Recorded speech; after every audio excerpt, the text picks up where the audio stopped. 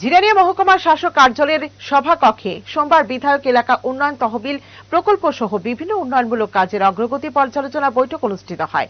বৈঠকে খাদ্য, পর্যটন ও পরিবহন দপ্তরের মন্ত্রী সুশান্ত চৌধুরী, মহকুমা শাসক অনিমেষ ধর এবং বিভিন্ন সরকারি দপ্তরের আধিকারিকরা উপস্থিত ছিলেন। চলমান প্রকল্পগুলির বাস্তবায়নের অগ্রগতি, উন্নয়নমূলক কাজের গতি বৃদ্ধি এবং বিভিন্ন সমস্যার দ্রুত সমাধানের বিষয়ে বিস্তারিত আলোচনা হয়।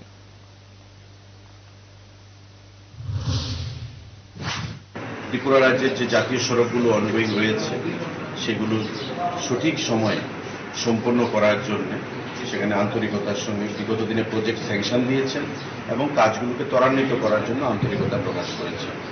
আমিও এলাকার জনপ্রতিনিধি হিসাবে, বিধায়ক হিসাবে এই জিরানিয়া এবং তার পার্শ্ববর্তী এলাকার জাতীয় সড়কের যে কাজ তার কোয়ালিটি বজায় রেখে তাকে যেন ত্বরান্বিত করা যায়, মানুষের হয়রানি যেন কম হয়, এটা সঠিক যে এই বর্ষার দিনে এই যে ন্যাশনাল হাইওয়ে রাস্তা অনেক উপরে চলে এসছে, মানুষের বাড়িঘর নিচে চলে যাচ্ছে, তাই জল প্রবেশ করছে বা এগুলো নিয়ে আমরা এই এসডিএম অফিসে অনেক মিটিং করেছি। আমি মাননীয় মুখ্যমন্ত্রীকেও গতকালকে সেটা অবহিত করি এবং মাননীয় মুখ্যমন্ত্রীও আগামী কয়েকদিনের মধ্যে আশা করা যাচ্ছে যে এটা রিভিউ একটা মিটিং উনি সম্পন্ন করবেন।